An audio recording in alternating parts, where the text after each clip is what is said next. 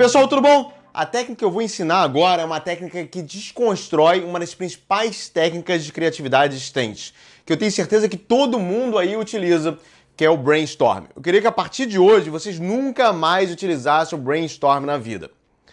Primeira coisa que a gente precisa entender que para você ter um bom processo de criatividade, você precisa respeitar um fator que chama divergência. Aí vamos me lembrar quando eu estudou ótica, tá? Uma vez que você tem um problema, você precisa divergir sobre possíveis soluções. E quando eu falo divergir, não é o sentido da palavra que a gente usa, o sentido ruim, que é entrar em choque, entrar de frente. Não, divergir é ampliar, tá? Ampliar o espectro de possíveis soluções. Para depois de ampliar as possíveis soluções, a gente convergir para uma solução final. O brainstorm foi inventado para isso, para ser uma ferramenta que facilite a divergência, para depois permitir uma convergência para encontrar a melhor solução possível. O brainstorm pouca gente sabe, mas foi inventado por uma pessoa. Essa pessoa se chama Osborne. Muito pouca gente conhece o Osborne. Eu coloquei aqui o livro do Osborne ao lado aparecendo, tá? Imaginação Aplicada. Recomendo profundamente que vocês leiam também o livro do Osborne.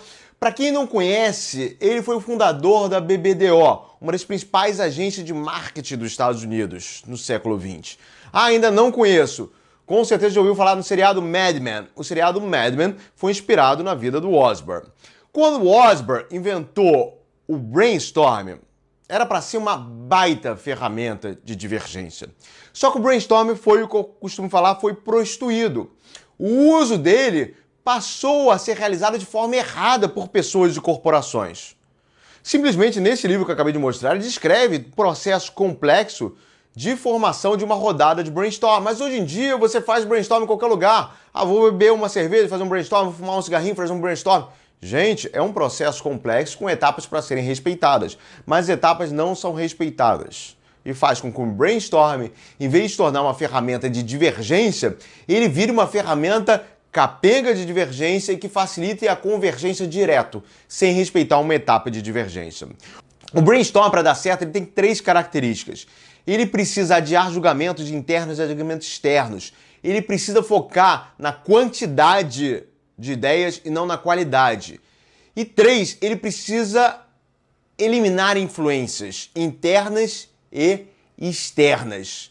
E o brainstorm, da forma como é feito, ele não respeita nenhuma dessas 3 características. Como é que funciona o brainstorm? Cara, as pessoas reúnem-se em volta de uma mesa e começam a dar ideias.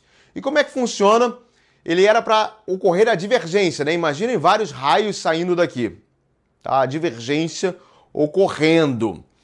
Só que geralmente uma pessoa vai dar uma super ideia, ou seja, um raio super inteligente vindo para cá. As pessoas começam a achar, pô, essa ideia do cara foi inteligente. Todos começam o quê? Convergir em torno dessa ideia. Até que alguém dá uma ideia estúpida, não tão inteligente, que faz parte do processo brainstorm. Então a ideia estava indo nessa direção, facilitando a divergência. Mas alguém fala, olha só, cara, nem vem, não gostei dessa ideia nem pode, a empresa não permite. O que era para facilitar a divergência começa o quê? A julgar as pessoas, tá? As pessoas sofrem influência. Ou seja, o brainstorm começa a se tornar capenga. As ideias que são ruins, que serviriam para facilitar a divergência, começam a ser bloqueadas, começam a sofrer influência, começam a sofrer julgamentos internos e externos, as pessoas começam a convergir em torno da melhor ideia, e o que era para se tornar uma ferramenta de divergência se torna uma ferramenta de convergência, visto que algumas ideias são limitadas e outras começam a ser copiadas. Ou seja, o brainstorm se tornou prostituído e ele não funciona mais. Tá? Para isso, foi desenvolvido um novo processo que pouca gente já ouviu falar, que se chama brainwriting, que é um brainstorm 2.0, que é o que eu utilizo no dia a dia quando eu quero permitir uma divergência. Reúno um grupo multifuncional, reúno um grupo grande para divergir junto comigo. Só que em vez de propor a eles um brainstorm, eu proponho um brainwriting. Como é que funciona o brainwriting? Eu dou um post-it, um bloquinho de post-it para cada um, ou um bloco de caderno para cada um, e falo o seguinte: nós vamos nos próximos 5 minutos pensar em soluções para determinado problema que foi apresentado. Só que essas soluções vão ser anotadas no papel de vocês, em silêncio, tá? Ninguém vai falar no que está pensando. Com isso, eu elimino julgamentos precoces, eu elimino influências. E eu faço com que cada um foque na quantidade. Cara, coloca o que vier na sua cabeça, vai escrevendo no post-it, um por papel, vai escrevendo, foco na quantidade, na quantidade. Essa etapa eu chamo etapa de divergência individual e silenciosa. Depois de 5, 10 minutos, eu abro para todo mundo apresentar as suas ideias, que eu chamo etapa de divergência coletiva. Só que eu proíbo qualquer um fazer julgamento sobre a ideia do outro. O que a pessoa pode fazer no máximo, enquanto o outro estiver apresentando, é ter novas ideias, escrever no seu próprio post-it essas novas ideias para somar essas novas ideias no momento de você apresentar. Ou seja, nesse momento só novas ideias podem surgir, a gente não pode tirar nenhuma ideia. Dessa maneira, eu permito que realmente ocorra uma divergência eficiente antes de eu começar a convergir. Depois de apresentadas todas as ideias, aí sim eu classifico para poder começar uma convergência de quais são as melhores ideias e quais são as piores ideias.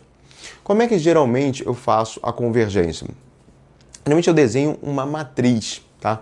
Uma matriz simples de 3x3, onde eu numero de 1 a 3 o grau de facilidade dessa solução para ser implementada, o impacto dessa solução. E eu vou os classificando em quadrantes.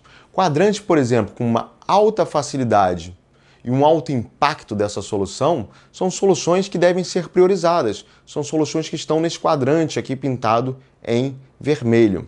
As soluções que estão em quadrantes intermediários, tá, são soluções que muitas vezes vão ficar por uma segunda onda. São soluções que devem ser melhoradas, devem ser ainda trabalhadas. Soluções que estão no quadrante de baixo impacto ou alto grau de dificuldade, ou a combinação dessas, são soluções que devem ser descartadas. Olha que interessante, em vez de convergir diretamente, eu permiti uma total divergência antes de uma etapa de convergência.